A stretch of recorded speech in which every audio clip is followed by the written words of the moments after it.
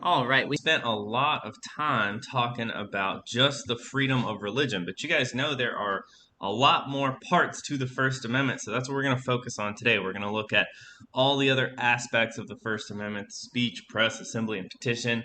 And we're going to look at a lot of court cases today to find out where the limits on those rights are. You guys know I love a good objective. Here's our objective for today: describe the freedoms in the First Amendment. So we're going to look at all the different really we're going to look at speech and assembly and press today. And we want to be able to explain the balance between people's individual rights and the power of the government. So what we're really going to end up looking at is ways that the government might limit the rights to freedom of speech or freedom of the press or freedom of assembly. So we'll be looking at a lot of court cases and trying to determine what the government decided to protect and what was limited. First up today, we're going to look at free speech. We'll spend most of our time talking about free speech today, covering all the things that are protected from the First Amendment, things that are not protected by the First Amendment, and we'll even get into the story of these American patriots here who decided to hold up this ridiculous sign during a off-campus school event and ended up suspended and ended up in the Supreme Court. So we'll go through all these different cases dealing with free speech. So free speech is the second part of the First Amendment. If I'm following the words that deal with speech here, Congress shall make no law, and then it's got all the religion stuff, and then abridging the freedom of speech. So Congress shall make no law abridging the freedom of speech. And this means that you have the right to express your opinions, and you don't have to worry about being punished by the government. All right, that's going to be a key part of a lot of this, is that this protects you from government action. So expressing your opinion through speech, you can't face punishment, you can't face retaliation by the state, you can't be censored by the government. So sometimes, of course, the government does restrict the content of speech. We restrict the ways that people are able to speak. And sometimes the government even restricts your ability to receive information, which is kind of the other side of freedom of speech, right? You have the right to spread your opinions. You have the right to receive the opinions of others. So the government tends to limit speech once it is going to infringe upon the rights of the others. That's what they would say, is that your free speech is protected up to the point when it limits the rights, the freedoms of other people. And we'll see if that is how they rule. There's a few different types of speech, and a couple of these get counted or get protected differently. So just to go through them, the first one, of course, this is what I'm doing right now: pure speech. I'm making sounds with my mouth that express ideas. And we won't end up talking about pure speech a whole lot because it's going to break down into these different categories that do get different protection. So first of those would be political speech. Political speech, obviously expressing a political opinion or spreading a political opinion. This tends to be the most protected form of speech. This is the reason we have freedom of speech in the First Amendment, is we need to protect your ability to express political opinions, even if they're not popular or even if they are critical of the government in power now. There's also commercial speech. This is speech that proposes a transaction, right? Like an advertisement or something. Somebody trying to tell you why you should purchase a good or a service. And this is restricted by the government from time to time. If you think about it, you can be punished for false advertisement, or you can be punished for making false claims about what a product does and things like that. So commercial speech is regulated by the state way more than political speech. And another form down there that we're going to end up dealing with is symbolic speech, which means that it is possible to express an idea, even express political opinions, without speaking, without making sounds with your mouth. And so we'll deal with symbolic speech and see if that is protected as well. political speech is our most important form of speech when we're talking about free speech. This is the most protected, most highly guarded form because this is what allows democracy to function. We have to be able to express the different ideas. We have to be able to hear the different ideas to make a choice. So if the government tries to restrict political speech, then this is supposed to face what we call strict scrutiny. And that means that if the government restricts speech, we're going to assume that the government is in the wrong unless the government can prove that their restriction is absolutely necessary. So it's going to be the government's job, if they restrict political speech, they're going to have to prove to the court that they have to do it in this case. Political speech is also going to cover not just speaking, but the court has ruled that political speech covers donations. So if I wanted to tell you, like, vote for Kurt Rakestraw, that's me, using speech. But if I wanted to express the idea of vote for Kurt Rakestraw by giving Kurt Rakestraw some money to be able to, make commercials or billboards and stuff like that, that's me using my freedom of speech as well. That's what the court says. Some political speech does have regulations because some forms of political speech include voting. Voting is an expression of a political idea, and so there are regulations on that, what age you have to be to vote, or do you have a photo ID or things like that. So all these are forms of political speech, and we'll deal with quite a bit of those. But let's start to look at forms of speech that are limited. All right, so the first way that we're going to look at speech being restricted by the government, we're going to deal with speech that presents a danger to other people. So here's our first court case that we're going to have to know by name. This is Schenck versus the United States. Now, this happened during World War I, so the story is kind of silly, but the rule that comes from the case is very important and is applied often today. So Schenck, he's a socialist, and he has a little, he goes around giving speeches and stuff, and he was urging people to avoid the draft during World War I. So he got arrested. He went to court. He took it all the way to the Supreme Court, and he was saying that his ability to express that should be considered free speech.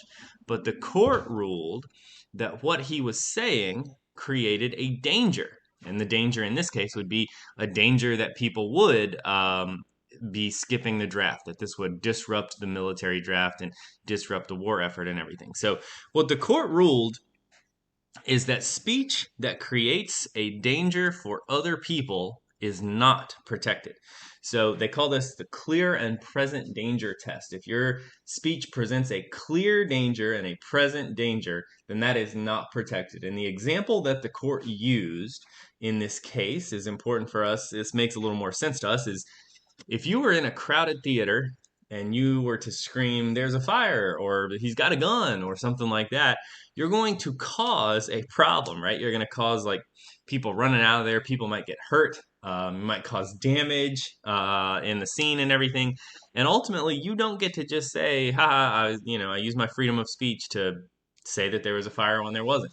You would obviously be punished for something like that. So this is our first example of speech being punishable, right? So because the speech created an actual danger, this speech is limited. So your freedom of speech does not protect the right to create a danger for other people. Think about something like, what if you were at the airport and you said you had a bomb in your suitcase? You are clearly going to be punished for that because your speech is creating a safety hazard, a danger for other people, whether it was true or not. So Schenck versus the United States. This is the court case we'll have to know when we're dealing with freedom of speech. All right, another version of speech that is not protected is speech that incites actual law breaking. So the court has ruled that if your speech encourages or incites people to break the law, that is also not protected, and you can be punished for that. So this case, we're not going to have to know this case by name, but we do want to know where the boundary is here. And this case has actually become a lot more important because this case was this was the basis of the second impeachment of Donald Trump. So when Donald Trump gave a speech that encouraged people to go attack the Capitol on the day they were counting the electoral votes. A lot of the arguments in the case hinged on the decision in Brandenburg versus Ohio. So here's what happened. This is a case that I really dislike here, because what they have, and this was a long time ago, but a KKK leader was giving a speech. They were having a rally, and at the speech, the KKK leader talked about how that the KKK needed to get revenge against African Americans and Jewish people. And so Brandenburg was arrested, went to court, got all the way to the Supreme Court, and while Ohio would say that his speech was encouraging people to break the law, the speech was creating a danger, that the speech was inciting revenge against African American and Jewish people. The court actually defended Brandenburg in this case. They said that his speech was not specifically instructing people to break laws. So here's where we have one line. This is a difference between hate speech and inciting speech. Hate speech still protected under the First Amendment. Hate speech would be more closely related, I guess, to political speech, is what the court has said so far. In this case, the court said that his statement was kind of vague and did not actually incite. So the standard that they create for incitement is basically asking these two questions, like, is it imminent and is it likely? So is it going to incite imminent lawless action, and is the speech likely to lead to that action? So what the court would say is there's a difference between giving a speech where you say, let's kill all white people. That would be protected by the court, because that is just inflammatory speech. It's hate speech. But it's not likely to lead to that action. But if I were to talk to you and say, I want you to kill Kurt Rakestraw, that's different. That is specific. That is more likely to produce that action. So that's where the court would draw the line in incitement. So incitement is not protected. Although what happened here in Brandenburg versus Ohio, it did end up protecting some hate speech, some inflammatory speech, but it defined the type of speech that is off limits, which would be inciting lawlessness. Another way in which the court restricts speech is, this is a funny one, this is what we call fighting words. But the easy thing to understand here is, like, what if your speech is meant to threaten or intimidate a person? So this is, of course, a pretty old case here, and Chaplinsky is under arrest because he comes up to the town marshal and he cusses at him a little bit, calls him a racketeer, and calls him a damned fascist. And so he gets arrested. The town marshal says that he was being threatened and intimidated, and he got all the way to the Supreme Court, and he was punished. His speech is declared what we call fighting words, meaning that his speech was meant to intimidate or threaten a person. If you think about it, if I were to call your house and say, like, I'm going to kill you, then hopefully, you would call the police. The police would trace that call back to me. I'd be arrested, and it would not be a reasonable defense in a courtroom for me to say, that's just my freedom of speech, So fighting words are not protected. So if your speech is meant to intimidate or threaten, that speech is not a part of what the First Amendment is for. All right, what about you? Let's talk about students. It's a little more complicated for students. I think you guys would understand a little bit. Obviously, you don't have the same free speech rights that regular adults out in the real world do. Let's talk about this patriot, Matthew Frazier here. So this is an assembly, and they're, I think, actually picking like student government leadership here. And so Mr. Frazier here, he gives a speech that is filled with sexual metaphors, and he was just telling a lot of sexual jokes in his speech for student president, and he got suspended by the school. Now he felt this should be part of my free speech, and that he should take this to court. So he took the Bethel School District to court. took it all the way to the Supreme Court, and the Supreme Court ruled with the school. The speech is punishable because it is indecent. That's not true of everyone, but that is true of students.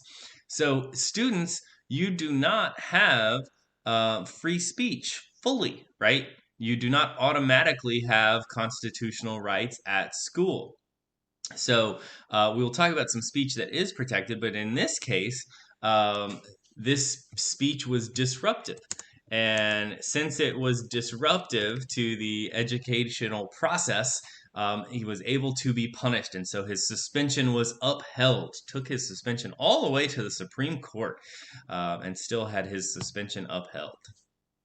All right, let's talk about those kids we saw at the beginning of the section here. So, Morris versus Frederick. This is a 2002 case that occurred during the Olympic Torch Parade. So, this was up in Alaska, and the Olympic Torch, they were doing this little parade to run the Olympic torch all over the country before the Olympics happened. And so, it was going to go by this high school.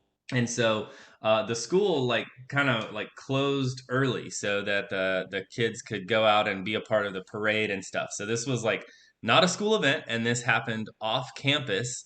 And this, what's different about this and Frazier is that this was not disruptive, right? This did not interrupt an educational process in any way. But anyway, Frederick here was part of this group of students. The torch was about to come by, and so they pulled out this banner, the Bong Hits for Jesus banner.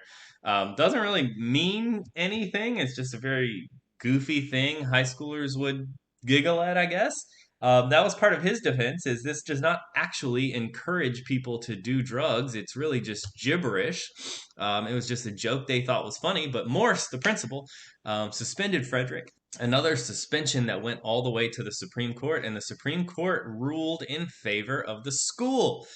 Even though this is off campus, even though this does not disrupt an educational process at school, even though it does not incite any actual law breaking or anything, Frederick was punished. And so this was a surprise at the time. In 2000, the internet was pretty new. There weren't social media platforms and things like that yet. But you guys have all grown up in a time where you understand that your speech off campus, you can be punished for by the school, and that's kind of part of this case here. So because these students' free speech rights were not protected, even though their speech didn't disrupt the school day, even though it was off campus and all that. So another pretty serious limit of students' free speech rights. All right, let's get some good news for students here. So this is a court case that we need to know by name. This is a very famous court case from the Vietnam War. This is Tinker versus Des Moines. So in some cases, students do have free speech rights, and that would be our most protected form of speech, political speech. So the Tinkers here, they were opposed to the Vietnam War. They wanted to protest. And so you see them holding up these little peace armbands here. They wore these black armbands to school, and they were suspended. And this went all the way to the Supreme Court, another suspension finding its way to the Supreme Court. And the Supreme Court finally ruled on the side of students. And so in this case, this was not disruptive. This was making a political statement, and the court protected students' rights to make political speech. So political speech of students is protected. Even if it's not spoken, in this case, a version of symbolic speech we'll talk about a little bit. Symbolic speech is protected, political speech is protected, and here we finally have a protection for student speech. So this is Tinker versus Des Moines, one of our very important court cases that we do have to know by name. All right, getting away from students back to the actions of regular adults, we have Texas versus Johnson, another symbolic speech case. So this is important because it defines, kind of clarified symbolic speech and protected symbolic speech, even if the speech is offensive or inflammatory. So Johnson, he's on the right in the picture here. He burned he was angry at the Reagan administration and burned an American flag in front of Dallas City Hall. Texas didn't want this kind of speech to be protected, so they had specifically passed a law. They had passed a law that banned the burning of the flag. And so, his actions were a violation of this flag burning law. That went all the way to the Supreme Court. His arrest for burning the flag went to the Supreme Court, and the court ruled with Mr. Johnson. So this is symbolic speech. It is a political statement, so it's protected.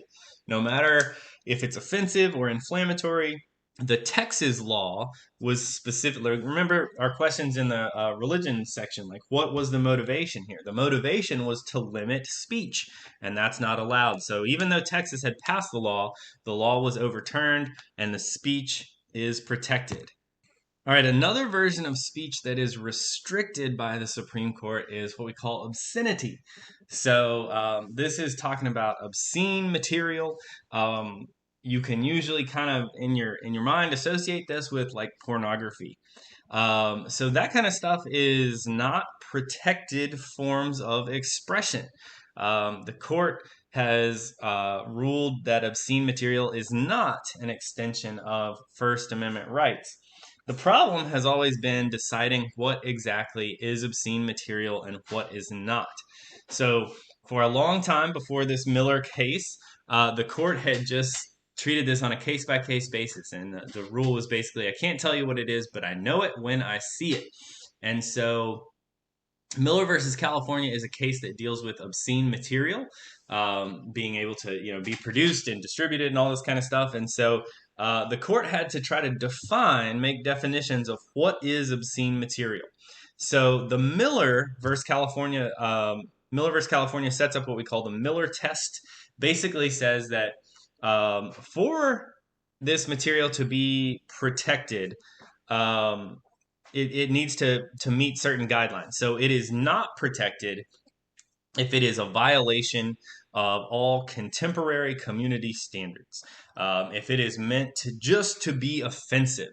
And then the last one is important here. If it lacks political, scientific, or artistic or literary merit. So this is where a lot of like publications of obscene material find themselves on the right side of the First Amendment. They need to include political or literary or artistic merit. So we'll often find like articles or stories or things like that kind of help us clarify the line between what is defined as artistic expression and what is defined as obscene material, which would be not protected by the First Amendment. And then another very important issue here, a pretty new case that is going to follow the lines of that Hobby Lobby case and clarify some political speech here. We have Citizens United versus the Federal Election Commission. So this is a case about political donations. So we've talked about political speech and how donations are an expression of a political opinion here. So what about corporations and groups of people? Can they express political speech in that same way? So we had a law passed by Congress that banned corporations from spending money on political advertisement. It said businesses do not have the right to spend money on political advertisements, businesses and groups. The court ruled that if that law were in place, that it violated the First Amendment rights of corporations and groups. So what happens here is that spending money on elections is an exercise of free speech. So if it cannot be limited for you, the person, then it cannot be limited for a group of people, and that may include a corporation. So the result of this was a 2010 case, and we're going to talk about it more when we deal with campaigns, but it's a speech issue. Spending cannot be limited. So groups, if they are groups of people, if they are corporations, they can spend as much money as they want to on an election. And the result of this case has been escalating cost of campaigns in the last 10 years. This was a 2010 case, and since then the cost of campaigns has skyrocketed as spending cannot be limited as part of your free speech. Okay, that's a long one to start with. We've got a lot of rules about speech, a lot of court cases to deal with there. Important ones to remember would be Schenck versus United States, would be Tinker versus Des Moines, and will be Citizens United versus the FEC. So we'll talk about those a great deal more. But now let's look at the other parts of the First Amendment.